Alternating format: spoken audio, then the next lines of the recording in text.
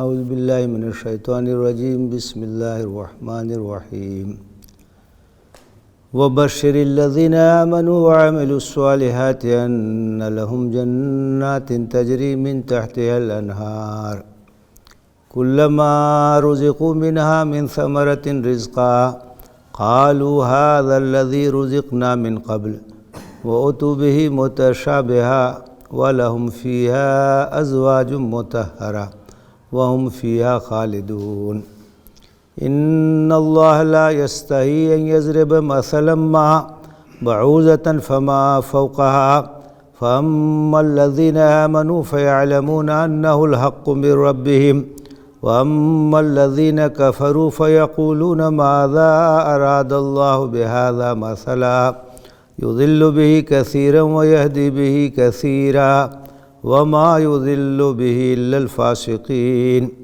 الذين ينقضون عهد الله من بعد ميثاقه ويقطعون ما أمر الله به أن يوصل ويفسدون في الأرض أولئك هم الخاسرون كيف تكفرون بالله وكنتم أمواتا فأحياكم ثم يميتكم ثم يحييكم ثم إليه ترجعون والذي خلق لكم ما في الأرض جميعا ثم استوى إلى السماء فسواهن سبع سماوات وهو بكل شيء عليم۔ اور بشارت دے دیجئے ان لوگوں کو جو ایمان لائے اور جنہوں نے نیک اعمال کیے کہ ان کے لیے ایسے باغات ہیں جس کے نیچے سے نہریں جاری ہوں گی۔ جب بھی ان کو اس میں پھلوں کا رزق دیا جائے گا تو وہ کہیں گے کہ یہ ہمیں پہلے بھی رزق دیا گیا، اور انہیں ملتا جلتا رزق عطا کیا جائے گا، اور وہاں ان کے لیے پاکیزہ جوڑے ہوں گے اور وہ اس میں ہمیشہ ہمیش رہیں گے۔ اللہ تعالیٰ کو اس بات سے حیا نہیں ہے کہ وہ کوئی مثال بیان کرے مچھر کی یا اس سے بھی کم ترین چیز کی، تو جو اہل ایمان ہیں وہ جانتے ہیں کہ یہ ان کے پروردگار کی جانب سے حق ہے، اور جو کفر کرنے والے ہیں وہ کہتے ہیں کہ اس مثال کے ذریعے سے اللہ تعالیٰ کی کیا مراد ہے۔ اس کے ذریعے اللہ تعالیٰ بہت سے لوگوں کو گمراہ کرتا ہے اور بہت سے لوگوں کو ہدایت دیتا ہے، اور اس سے گمراہ وہی لوگ ہوتے ہیں جو فاسق ہیں۔ یہ وہ لوگ ہیں جو اللہ کے عہد کو باندھنے کے بعد توڑتے ہیں، اور اللہ تعالیٰ نے جن چیزوں کو جوڑنے کا حکم دیا اسے کاٹتے ہیں اور زمین میں فتنہ اور فساد مچاتے ہیں۔ ایسے ہی لوگ خسارے اور گھاٹے میں ہیں۔ کیسے تم اللہ کا انکار کرتے ہو حالانکہ تم میت تھے، تمہیں اس نے زندہ کیا، پھر تمہیں موت دے گا، پھر تمہیں زندگی دے گا، پھر اسی کی طرف تم لوٹائے جاؤ گے۔ وہی ہے جس نے تمہارے لیے زمین میں تمام چیزیں پیدا کی اور اس کے بعد آسمان کی جانب متوجہ ہوا تو انہیں 7 آسمان بنا دیا، اور وہ ہر چیز کا علم رکھنے والا ہے۔ اوپر سے جو سلسلہ شروع ہوا ہے جس میں دعوت دی گئی یا ایھا الناس اعبدوا ربکم، کہ لوگو اپنے پروردگار کی عبادت کرو، توحید کی دعوت ہے، بندگی رب کی دعوت ہے، ایک اللہ کے سامنے سر کو جھکانے کی دعوت ہے، اور اسی کی عبادت کی دعوت ہے، اور اس کے ساتھ اس کی دلیل بھی دی گئی ہے کہ چونکہ وہی ہے جس نے تم کو پیدا کیا، تم سے پہلے کے لوگوں کو پیدا کیا، اور وہی ہے جس نے تمہارے لیے زمین کو بچھونا بنایا، آسانی کے ساتھ تم چلتے پھرتے ہو، آسمان کی چھت تمہارے اوپر تان دی، بارش وہی برساتا ہے، اور پھر زمین سے طرح طرح کے پھل، طرح طرح کی چیزیں تمہارے لیے پیدا کرتا ہے، تمہارے کھانے کے لیے، تمہارے پینے کے لیے۔ تو یہ سب وہی کرتا ہے، اس لیے اسی کی عبادت ہونی چاہیے۔ خالق وہی ہے، کھلاتا پلاتا وہی ہے، رازق وہی ہے، تمام چیزیں اسی کی دی ہوئی ہیں، تو عبادت اسی کی ہونی چاہیے، اور اس کے ساتھ کسی کو شریک نہیں ٹھہرانا چاہیے، اس کا ساجی اور اس کا ہمسر کسی کو نہیں بنانا چاہیے، کیونکہ کوئی دوسرا خالق نہیں ہے، کوئی دوسرا رازق نہیں ہے، کوئی اور نہیں ہے جو تمہیں کھلاتا ہے پلاتا ہے اس کائنات میں تمام چیزیں جس نے تمہارے لیے فراہم کی ہوں، اس لیے اسی کی عبادت ہونی چاہیے۔ یہ توحید کی دعوت تھی۔ اس کے بعد رسالت کی دعوت ہے کہ صرف اللہ کو خالق ماننا ہی کافی نہیں ہے، بلکہ اس کے ساتھ ساتھ یہ بھی ضروری ہے کہ جناب رسول اللہ صلی اللہ علیہ وسلم پر ایمان لایا جائے اور ان کو اللہ کا آخری رسول مانا جائے اور ان کی اتباع کی جائے، ان کی پیروی کی جائے۔ کوئی اگر اللہ کو خالق مانتا ہے، کوئی اگر اللہ پر ایمان رکھتا ہے اور رسالت محمدی پر ایمان نہیں رکھتا ہے تو مومن نہیں ہوگا، وہ مومن نہیں ہو سکتا۔ اس کو تمام رسولوں پر اجمالی حیثیت سے ایمان لانا ہے اور تفصیل کے ساتھ آخری نبی اور آخری رسول پر ایمان لانا ہے کہ اللہ تعالیٰ نے ہر دور میں انبیاء کو، رسولوں کو بھیجا اور سب سے آخر میں جناب محمد رسول اللہ صلی اللہ علیہ وسلم تشریف لے آئے، تو ان کو آخری رسول کی حیثیت سے ماننا اور ان کی اتباع کرنا، ان کی پیروی کرنا یہ بھی ضروری ہے۔ اور اس کی دلیل کے طور پر کیا چیز پیش کی گئی تھی؟ قرآن مجید۔ نبی صلی اللہ علیہ وسلم کی رسالت کی دلیل کیا ہے؟ قرآن مجید، کہ آپ نے جو ہے یہ کتاب پیش کی اور یہ کہا کہ یہ میرے اوپر اللہ کی جانب سے نازل کی گئی ہے۔ اور قرآن مجید کے سلسلے میں قرآن میں جو ہے یہ بار بار چیلنج کیا گیا ہے کہ تم اگر اس کو اللہ کی کتاب نہیں مانتے ہو تو اس جیسی کوئی کتاب پیش کر دو۔ جو زبان تم بولتے ہو اسی زبان میں یہ کتاب ہے۔ تم عربی زبان کے ماہر ہو، اہل عرب میں بڑے بڑے شاعر بھی تھے، خطیب بھی تھے اور بڑے فصیح اور بڑے بلیغ لوگ بھی تھے، میدان خطابت کے شہسوار تھے، فصاحت اور بلاغت کے ماہر تھے، تو کوئی اجنبی زبان تو ہے نہیں، وہی زبان ہے۔ تو اگر تم اسے اللہ کی کتاب نہیں مانتے ہو تو اس جیسی کوئی کتاب پیش کر دو۔ اس کے بعد یہ کہا گیا کہ اچھا ٹھیک ہے، پوری کتاب نہ صحیح 10 سورتیں پیش کر دو۔ اس کے بعد اور نیچے آئے کہ اچھا ایک ہی سورہ پیش کر دو، چند آیتیں ہی پیش کر دو۔ اچھا یہ چیلنج 1400 برس پہلے دیا گیا اور آج تک قائم ہے اور قیامت تک قائم رہے گا، لیکن اس کا جواب کوئی دے نہیں سکا، اس کا جواب کوئی دے نہیں سکا آج تک۔ اور کوشش بھی کیا بعض لوگوں نے کہ کچھ ایسا تیار کریں، لیکن کوئی کامیاب نہیں ہو سکا۔ تو نبی صلی اللہ علیہ وسلم کی رسالت کی دلیل کیا ہے؟ قرآن مجید۔ تو رسالت پر ایمان لانے کی دعوت دی گئی، توحید کے بعد رسالت پر ایمان کی دعوت، اور اس کے بعد یہ کہا گیا کہ اگر تم اس کا انکار کرتے ہو تو تمہارے لیے اللہ تعالیٰ نے جہنم تیار کر رکھا ہے۔ فَإِن لَّمْ تَفْعَلُوا وَلَن تَفْعَلُوا، اگر تم اس قرآن کا جواب نہیں دے سکتے اور واقعی نہیں دے سکتے، تمہارے بس میں ہے ہی نہیں، ایسا اگر تم نہیں کر سکتے تو اس آگ سے بچنے کی کوشش کرو جس کا ایندھن انسان اور پتھر ہوں گے اور جو کافرین کے لیے تیار ہے۔ یعنی اگر کوئی اللہ پر ایمان رکھتا ہے اور محمد صلی اللہ علیہ وسلم پر ایمان نہیں رکھتا ہے، کافر ہے، اس کا ایمان معتبر نہیں ہوگا۔ توحید پر بھی ایمان ضروری ہے، رسالت پر بھی ایمان ضروری ہے اور آخرت پر بھی ایمان ضروری ہے۔ آگے اسی سورہ میں وضاحت کے ساتھ بات آئے گی کہ امور ایمان کیا کیا ہیں، کیا کیا چیزیں جن پر ایمان لانا ضروری ہے۔ تو یہاں صاف صاف کہا گیا کہ وہ لوگ جو آپ کو رسول نہیں مانتے ہیں، آپ کی رسالت کے منکر ہے، چاہے وہ اہل کتاب میں سے ہو، چاہے مشرکین میں سے کوئی بھی ہو، اگر محمد صلی اللہ علیہ وسلم پر ایمان نہیں ہے تو اس کا ایمان معتبر نہیں ہو سکتا۔ اللہ کے رسول صلی اللہ علیہ وسلم نے فرمایا لو کان موسیٰ حیا ما وسعہ الا اتباعی، کہ اس وقت اگر موسیٰ بھی زندہ ہوتے تو میری اتباع کے علاوہ کوئی چارہ کار نہیں ہوتا۔ تو رسالت محمدی پر ایمان لانا ضروری ہے، جو انکار کریں گے تو ان کے لیے جہنم تیار ہے۔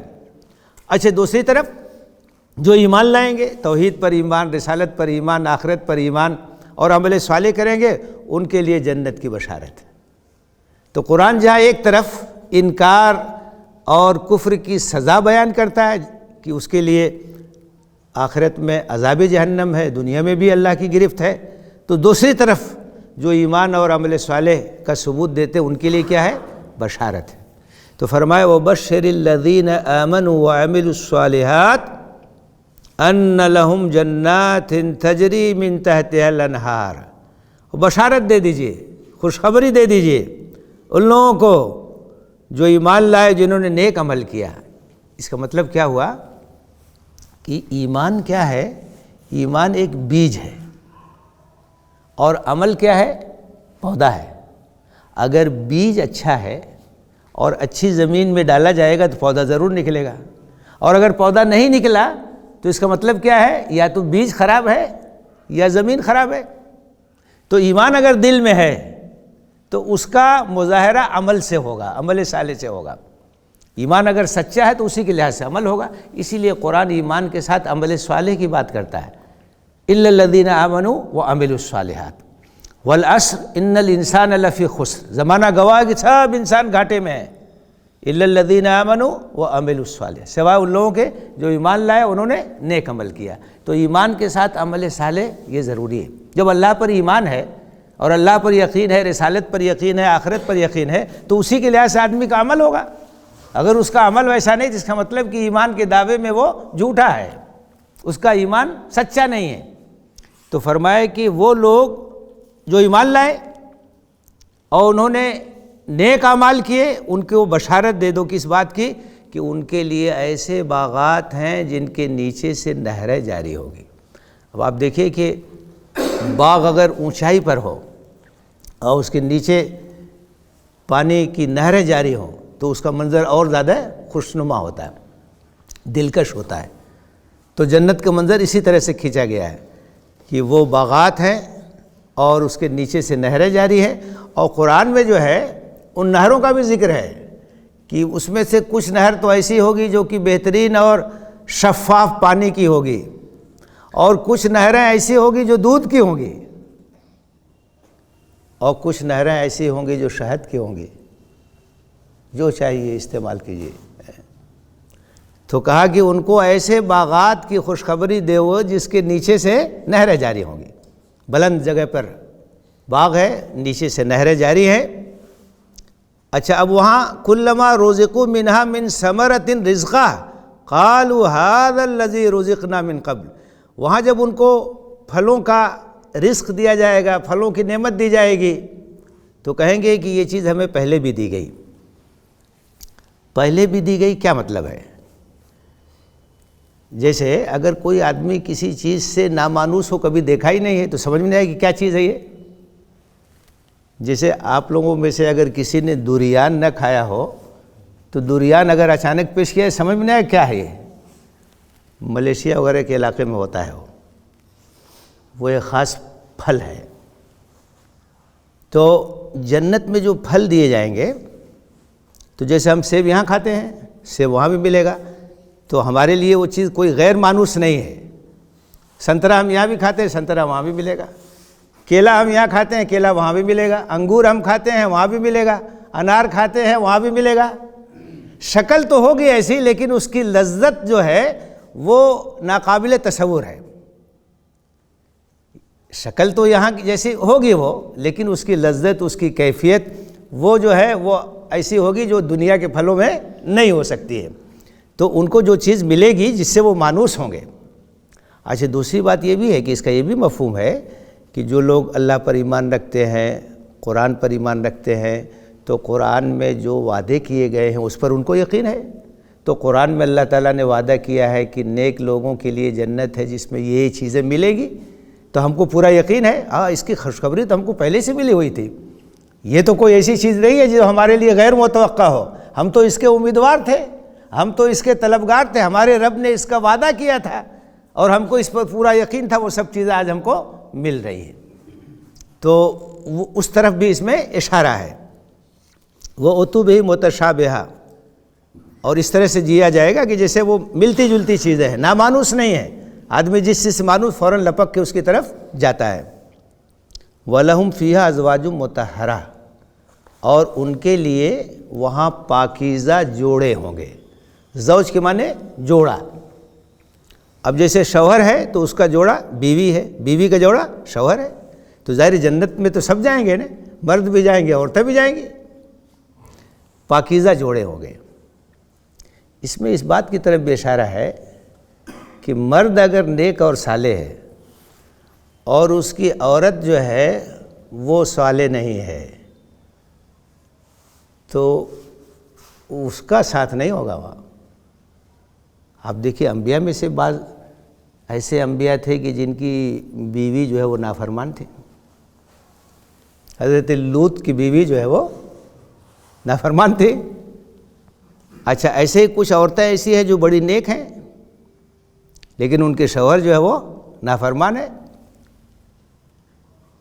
اب فرعون کی بیوی جس کا ذکر قرآن میں آیا ہوا ہے، تو عورت اگر نیک ہے شوہر نیک نہیں ہے تو اس کو کوئی نیک جوڑا ملے گا وہاں۔ مرد اگر نیک ہے بیوی نیک نہیں ہے تو اس کو وہاں نیک جوڑا ملے گا۔ وَلَهُمْ فِيهَا أَزْوَاجٌ مُطَهَّرَةٌ، اہل جنت کے لیے پاکیزہ جوڑے ہوں گے، بہترین جوڑے ہوں گے۔ اچھا، اس کے ساتھ کیا وَهُمْ فِيهَا خَالِدُونَ، اور ہمیشہ ہمیشہ رہیں گے۔ اچھی سے اچھی چیز ہو اور اگر اس کے ساتھ یہ تصور ہو جائے کہ ایک ہفتے کے بعد ختم تو سارا مزہ کرکرا ہو جائے گا۔ بس اچھے محل میں آپ کو رکھ دیا جائے، ہر طرح کی وہاں نعمتیں ہوں اور کہا جائے 24 گھنٹے کے بعد یہاں سے گیٹ آؤٹ، تو سب لذت جو ہے وہ ختم ہو جائے گی۔ لیکن جنت کے ساتھ یہ کہا ہے قرآن نے کہ وَهُمْ فِيهَا خَالِدُونَ، ہمیشہ رہیں گے اس میں، وہاں خلود ہے، ان نعمتوں سے کبھی محروم نہیں ہوں گے۔ ان اللہ لا یستحی ان یضرب مثلا ما، اس میں اللہ تعالیٰ نے ایک اعتراض کا جواب دیا ہے۔ ایک شبہہ ہوتا تھا اور منکرین اور منافقین اور کافرین اس کو پھیلاتے تھے، اور یہ شبہہ اس کے بارے میں تھا کہ قرآن میں جو ہے چھوٹی چھوٹی چیزوں کی مثال کیوں بیان کی جاتی ہے۔ تو یہ بات واضح ہے کہ مثال کا مقصد یہ ہوتا ہے کہ جو چیز ہم سمجھانا چاہتے ہیں وہ اچھی طرح سے لوگوں کے سمجھ میں آ جائے۔ جب مثال کے ذریعے ہم اسے بیان کرتے ہیں تو بات لوگوں کی نگاہوں کے سامنے آ جاتی ہے، سمجھانے میں آسانی ہوتی ہے۔ تو اس میں یہ چیز نہیں دیکھی جاتی ہے کہ مثال جو دی جا رہی ہے کسی چھوٹی چیز کی ہے کہ کسی بڑی چیز کی ہے۔ اصل چیز یہ ہے کہ جو ہمارا مقصد ہے اس مثال سے واضح ہو رہا ہے کہ نہیں واضح ہو رہا ہے۔ جیسے قرآن مجید میں مکڑی کی بھی مثال دی گئی ہے، مکڑی کے گھر کی مثال دی گئی ہے کہ یہ لوگ اللہ کو چھوڑ کر کے جن سہاروں کو پکڑتے ہیں، جن معبودوں کو بلاتے ہیں، اس کی مثال تو مکڑی کے گھر جیسی ہے، اس کی کوئی حیثیت ہی نہیں۔ کہیں جو ہے وہ مکھی کی مثال دی گئی ہے کہ یہ معبود جن کو تم پوجتے ہو، چڑھاوے چڑھاتے ہو، یہ تو ایک مکھی بھی نہیں پیدا کر سکتے، اور پیدا کرنے تو دور کی بات ہے، جو چڑھاوا چڑھایا جاتا ہے اگر مکھی وہاں سے کچھ لے لے تو اس کو واپس بھی نہیں لے سکتے۔ ضعفت طالب والمطلوب، عبادت کرنے والا بھی کمزور، جس کی عبادت کر رہے ہیں وہ بھی کمزور۔ تو مثال اس لیے ہوتی ہے کہ بات کو واضح کیا جائے، تو یہ اس پر اعتراض کرتے ہیں، تو کہا جا رہا ہے کہ کوئی اعتراض کی بات نہیں۔ ان اللہ لا یستحی ان یضرب مثلا ما، اللہ تعالیٰ اس بات سے نہیں شرماتا کوئی بھی مثال بیان کرے، بعوضۃ فما فوقہا، چاہے وہ مثال ایک مچھر کی ہو یا اس سے بھی کوئی کمتر چیز ہو، فما فوقہا فی الدناءۃ، اس سے بھی بڑھ کر کمتر کوئی چیز ہو تو اس کی مثال بھی اللہ بیان کرے گا۔ اس لیے کہ مقصد یہ ہے کہ مدعا واضح ہو جائے، جو بات سمجھائی جا رہی ہے وہ نگاہوں کے سامنے آ جائے، یہ مقصد ہے۔ تو اللہ تعالیٰ اس بات سے نہیں شرماتا ہے کہ کسی چیز کی مثال بیان کرے، چاہے وہ مچھر ہو یا اس سے کمتر چیز ہو۔ فَأَمَّا الَّذِينَ آمَنُوا فَيَعْلَمُونَ أَنَّهُ الْحَقُّ مِن رَّبِّهِمْ، جو اہل ایمان ہیں کہتے ہیں یہ سب اللہ کی آیتیں ہیں، سب اللہ کی جانب سے حق ہے، انہیں کوئی شبہ نہیں ہوتا، کوئی شک نہیں ہوتا، کوئی اعتراض نہیں ہوتا، اور وہ سمجھتے ہیں کہ مثال کا مقصد کیا ہے۔ اوپر جو جنت کی نعمتوں کا ذکر کیا گیا وہ بھی ایک تمثیل ہے مثال کے انداز میں، تاکہ ہماری سمجھ میں بات آ جائے۔ تو اہل ایمان اس پر اطمینان کا اظہار کرتے ہیں، انہیں کوئی شبہ کوئی اعتراض نہیں ہوتا ہے۔ وَأَمَّا الَّذِينَ كَفَرُوا فَيَقُولُونَ مَاذَا أَرَادَ اللَّهُ بِهَذَا مَثَلًا، لیکن جو کافر ہیں وہ کہتے ہیں کہ یہ مثال بیان کرنے کی کیا ضرورت، اس سے کیا مراد ہے؟ تو وہ کیڑے نکالتے ہیں کہ مچھر کی کیوں مثال ہے، مکھی کی کیوں مثال ہے، مکڑی کی کیوں مثال ہے؟ مثال تو وضاحت کے لیے ہے نا، کوئی بھی چیز ہو سکتی ہے۔ تو جو کفار ہیں جن کو شبہات پیدا کرنے ہیں وہ اس میں کیڑے نکالتے ہیں، وہ اعتراض کرتے ہیں۔ اس کے بعد اللہ تعالیٰ نے فرمایا یضل بہ کثیرا و یہدی بہ کثیرا، اس طرح کی جو چیزیں ہیں اس کے ذریعے بہت سے لوگ گمراہ ہوتے ہیں، بہت سے لوگ ہدایت پاتے ہیں۔ تو اللہ تعالیٰ کی ایک سنت ہے کہ اگر آپ ہدایت چاہتے ہیں تو اس کے لیے اللہ تعالیٰ آپ کو راستہ ہموار کر دے گا، اور اگر آپ شبہات ہی میں مبتلا رہنا چاہتے ہیں تو امتحان کی جگہ ہے، زبردستی آپ کو کوئی اس سے نہیں نکالے گا۔ تو یہ قرآن یہ بہت سے لوگوں کے لیے ہدایت کا ذریعہ ہے اور بہت سے لوگوں کے لیے گمراہی کا ذریعہ ہے۔ مطلب یہ کہ جو اس سے صرف کیڑے ہی نکالے گا، بڑے بڑے یورپ کے عالم ہیں، ریسرچ اسکالر ہیں، وہ پڑھتے ہیں کہ کچھ شبہات پیدا کریں تو ان کو قرآن سے ہدایت نہیں ملی۔ جیسی نیت ویسی برکت، جیسی نیت ہوگی وہی چیز آپ کو حاصل ہوگی۔ تو یہی قرآن ہے، اس سے کچھ لوگ جو ہے گمراہ ہو جاتے ہیں، ان کی نیت ہی صحیح نہیں ہے، اور جس کی نیت یہ ہے کہ ہدایت ملے گی، رہنمائی ملے گی، تو اس قرآن سے اس کو فائدہ ہوگا۔ تو اس سنت کی طرف اشارہ کیا، پھر یہ بھی بتا دیا وَمَا يُضِلُّ بِهِ إِلَّا الْفَاسِقِينَ کہ اس قرآن سے گمراہ کون لوگ ہوتے ہیں؟ جو فاسق ہیں، جو نافرمان ہیں، جو اللہ کے باغی ہیں، سرکش ہیں، اطاعت اور فرما برداری نہیں کرتے، ان کی نیتیں خالص نہیں ہیں، کیڑے ہی نکالنے کے لیے قرآن پڑھتے ہیں، تو ایسے لوگ ہی گمراہ ہوتے ہیں۔ اور جو راہ راست پہ آنا چاہتے ہیں ان کو ہدایت ملتی، کو رہنمائی ملتی ہے۔ اور یہ جو فاسق لوگ ہیں یہ کون ہیں؟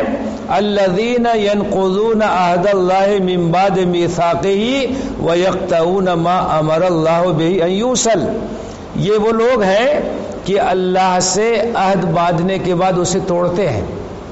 عہد بندگی ہے، تمام انسانوں نے عہد کیا اللہ تعالیٰ سے کہ ہم تیری بندگی کریں گے، اطاعت کریں گے، فرما برداری کریں گے۔ تو جن لوگوں کو اپنا وعدہ یاد ہے اس کو نبھاتے ہیں، اطاعت کے راستے پہ چلتے ہیں، اور وہ لوگ جو گمراہی کے راستے پہ جا رہے ہیں انہوں نے اس عہد کو توڑ دیا، اس عہد بندگی کو توڑ دیا ہے۔ تو انہوں نے اللہ سے وعدے ہوئے عہد کو توڑا ہے۔ وَيَقْطَعُونَ مَا أَمَرَ اللَّهُ بِهِ أَن يُوصَلَ، اور ان کا حال یہ ہے کہ وہ رشتے جن کو جوڑنے کا حکم دیا اللہ نے، یہ ان رشتوں کو توڑتے ہیں، یعنی صلہ رحمی نہیں ان کے اندر، رشتہ داروں کا حق نہیں ادا کرتے ہیں، نہ خالق کا حق ادا کرتے ہیں، نہ مخلوق کا ادا کرتے ہیں۔ رشتے ناطے کی بڑی اہمیت ہے اور اس کی تاکید ہے کہ آدمی رشتے کو نبھائے، قرابت داریوں کو نبھائے، صلہ رحمی کا حکم دیا گیا ہے۔ ان کا حال یہ ہے کہ یہ لوگ صلہ رحمی نہیں کرتے، رشتے کو کاٹتے ہیں، رشتہ داروں کا حق نہیں ادا کرتے ہیں۔ وَيُفْسِدُونَ فِي الْأَرْضِ، اور زمین میں فساد مچاتے ہیں، زمین میں بگاڑ پھیلاتے ہیں۔ ظاہر ہے کہ زمین میں اصلاح اس وقت ہوتی ہے جب اللہ کی فرما برداری کی جاتی ہے، اللہ کی شریعت کی پابندی کی جاتی ہے، اور جب اللہ کی شریعت سے منہ موڑ لیا جاتا ہے تو یہاں بگاڑ ہوگا، فتنہ ہوگا، فساد ہوگا۔ تو یہ ان کا حال ہے۔ اولئک هم الخاسرون، یہ لوگ خسارے میں رہنے والے، دنیا اور آخرت کا خسارہ اور نقصان ان کا مقدر ہے۔ کیف تکفرون باللہ وکنتم امواتا، کیسے تم کفر کرتے ہو؟ یا خاص طور سے آخرت کے انکار کی طرف اشارہ ہے کہ تمام نشانیاں موجود ہیں، آخرت کے دلائل موجود ہیں، اور اس کے باوجود تم آخرت کا انکار کرتے ہو، اور تم یہ سمجھتے ہو کہ انسان جب مر جائے گا اور پھر اس کے بعد اس کی ہڈی گل جائے گی، سڑ جائے گی، تو کیسے دوبارہ اسے پیدا کیا جائے گا؟ کیف تکفرون باللہ، اگر تم آخرت کا انکار کرتے ہو تو اللہ کا انکار کرتے ہو، کیونکہ آخرت کا انکار وہی کرے گا جو اللہ کی قدرت کا انکار کرے گا۔ وہ تم یہ سمجھتے ہو کہ اللہ دوبارہ پیدا کرنے پہ قادر نہیں ہے۔ ایمان باللہ کے منافی یہ بات ہے کہ آدمی آخرت کا انکار کرے، کیونکہ جب ہم اللہ پر ایمان رکھتے ہیں تو اس بات پر بھی ایمان رکھتے ہیں کہ اللہ تعالیٰ انصاف کرنے والا ہے، اللہ تعالیٰ عدل کرنے والا ہے۔ تو عدل اور انصاف کا تقاضا یہ ہے کہ ایک دن ایسا آئے گا جب اللہ تعالیٰ تمام انسانوں کو پھر پیدا کرے گا، حساب کتاب لے گا، جو مجرم ہے ان کو سزا دے گا اور جو نیک لوگ ہیں ان کو انعام دے گا۔ تو آخرت کا انکار یہ اللہ کا انکار ہے، اللہ کی صفت عدل کا انکار ہے، صفت انصاف کا انکار ہے۔ کیسے تم انکار کرتے ہو اللہ کا؟ درا حال ہے کہ وَكُنْتُمْ أَمْوَاتًا، تم کچھ نہیں تھے، تمہارا کوئی وجود نہیں تھا، معدوم تھے۔ فَأَحْيَاكُمْ، اس نے تم کو پیدا کیا، عدم سے وجود بخشا۔ ثُمَّ يُمِيتُكُمْ، پھر تمہیں موت دیتا ہے۔ کوئی ہمیشہ کے لیے دنیا میں نہیں آتا، وہی زندگی دیتا ہے، وہی موت دیتا ہے۔ ثُمَّ يُحْيِيكُمْ، اس کے بعد پھر تم کو وہ پیدا کرے گا۔ تو پہلی بار پیدا کرنے پر جو قادر ہے، دوبارہ پیدا کرنے پر تو بدرجہ اولا قادر ہے، وہ تو اور اس کے لیے آسان ہے۔ پہلی بار اس نے پیدا کیا جبکہ کوئی مثال نہیں تھی سامنے، اب تو تمہارا ایک وجود ہے، اس کو صرف دوبارہ پیدا کرنا ہے تو تم کو دوبارہ پیدا کرے گا، اور اسی کی طرف تم کو پلٹ کے جانا ہے، پھر وہی پیشی ہوگی، وہی حساب کتاب ہوگا، اور اس زندگی کے بارے میں تم کو سب کچھ دیکھنا پڑے گا، جیسا تمہارا عمل ہوگا اسی کے لحاظ سے وہاں نتیجہ نکلنے والا ہے۔ هو الذی خلق لکم ما فی الارض جمیعا، وہ اللہ ہی ہے جس نے تمہارے نفع کے لیے، تمہارے فائدے کے لیے، تمہارے استعمال کے لیے زمین کی تمام چیزوں کو پیدا کیا۔ خلق لکم، تمہارے انتفاع کے لیے، تمہارے فائدے کے لیے کیسی کیسی چیزیں اللہ تعالیٰ نے پیدا کی۔ اس زمین کے اندر کیسے کیسے خزانے، کیا کیا چیزیں اللہ نے انسان کو دی، طرح طرح کی نعمتیں اللہ تعالیٰ نے تمہارے لیے پیدا کی ہے تاکہ اس کی نعمت کو استعمال کرو اور اس کا شکر ادا کرو، اس کے سامنے سجدہ ریز ہو جاؤ، اس کی اطاعت کرو، اس کی فرما برداری کرو۔ وہ اللہ ہی ہے جس نے تمہارے لیے زمین میں تمام چیزیں پیدا کی۔ ثم استوى الى السماء فسواهن سبع سماوات، اور اس کے بعد پھر آسمان کو اس نے 7 آسمان بنائے، اس زمین کو بنایا، آسمان کو بنایا، پوری کائنات کی اس نے تخلیق کی۔ یہ پوری کائنات اللہ تعالیٰ کی قدرت کی دلیل ہے، اللہ تعالیٰ کی قدرت کی کہ ہر چیز پر وہ قادر ہے، تو دوبارہ پیدا کر سکتا ہے، اس کے لیے کیا مشکل ہے۔ وَهُوَ بِكُلِّ شَيْءٍ عَلِيمٌ، اور اللہ ہر چیز کا علم رکھتا ہے، کوئی چیز اس سے چھپی ہوئی نہیں ہے۔ وہ نگاہوں کی چوریوں کو بھی جانتا ہے اور دل کے اندر جو خیالات ہیں اس سے بھی وہ واقف ہے۔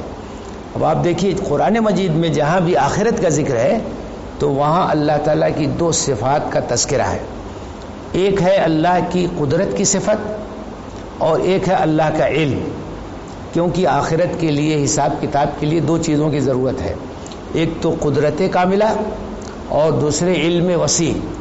تو یہ دونوں چیزیں، دونوں صفتیں اللہ کے پاس ہیں۔ وہ قادر مطلق ہے، وہ دوبارہ پیدا کر سکتا ہے، وہ علیم اور خبیر ہے، تمہارا امتحان لے سکتا ہے، تمہارے اعمال سے واقف ہے، ہر چیز جانتا ہے وہ۔ تو حساب کتاب لینے کے لیے علم ضروری ہے، تو اللہ سے تمہاری کوئی چیز چھپی ہوئی نہیں، ہر چیز کو وہ جانتا ہے۔ قیامت کے دن حدیث میں ہے کہ اللہ تعالیٰ بندے مومن کو اپنے قریب بلائے گا اور اس سے پوچھے گا کہ فلاں گناہ یاد ہے، فلاں گناہ یاد ہے۔ بندہ سوچے گا کہ اب تو وہ گیا، پھر اللہ تعالیٰ کہے گا کہ دنیا میں نے تمہاری پردہ پوشی کی تھی، آج تم کو معاف کرتا ہوں۔ تو اس کا علم تو بہت وسیع ہے، وہ تو ہر چیز کو جانتا ہے، تو اس کا علم بھی وسیع ہے، اس کی قدرت بھی کامل ہے، اس لیے دوبارہ پیدا کرے گا وہ اور حساب کتاب لے گا، اور اپنے علم کے ساتھ ساتھ اس نے ریکارڈ بھی تیار کروا دیا، اعمال نامہ بھی تیار کروا دیا ہے، فرشتے بھی موجود ہیں، ہر چیز ریکارڈ ہو رہی ہے۔ اور آج تو سمجھنا اور آسان ہو گیا ہے کہ جیسے ویڈیوگرافی ہو اور وہ ویڈیو کسی کے سامنے رکھ دیا جائے، کسی چیز کا انکار کوئی کر سکتا ہے؟ دیکھ لو تم نے کیا کہا ہے، کیا کیا ہے، کہاں اٹھے تھے، کہاں بیٹھے تھے، یہ تمہاری زندگی ہے اور یہ تمہارا ویڈیو ہے۔ تو اللہ تعالیٰ صرف اپنے علم کے مطابق ہی نہیں حساب کتاب لے گا، بلکہ اس نے اہتمام کیا ہے، زندگی کا ریکارڈ بھی تیار کروا رہا ہے، اور قیامت کے دن کہے گا کہ لو اقرا کتابک کفا بنفسک الیوم علیک حسیبا، اپنا نامہ اعمال پڑھ لو اور خود اپنا حساب لے لو، کسی اور کی ضرورت نہیں ہے۔ تو وہ قادر بھی ہے، وہ علیم بھی ہے۔ تو یہ اللہ تعالیٰ کی جو صفات ہے، اس کے ذریعے سے آخرت اور بعث بعد الموت کو واضح طور سے اس میں ثابت کیا گیا ہے۔ اللہ سے دعا ہے کہ ہمارے دلوں میں آخرت کی فکر ہو، اس کی تیاری کی فکر ہو، تاکہ حساب کتاب کے دن ہم رسوا نہ ہوں بلکہ اللہ کی رضا کے مستحق ہوں۔ اللہ ہمیں اس کی توفیق دے، آمین۔ وآخر دعوانا الحمدللہ رب العالمین۔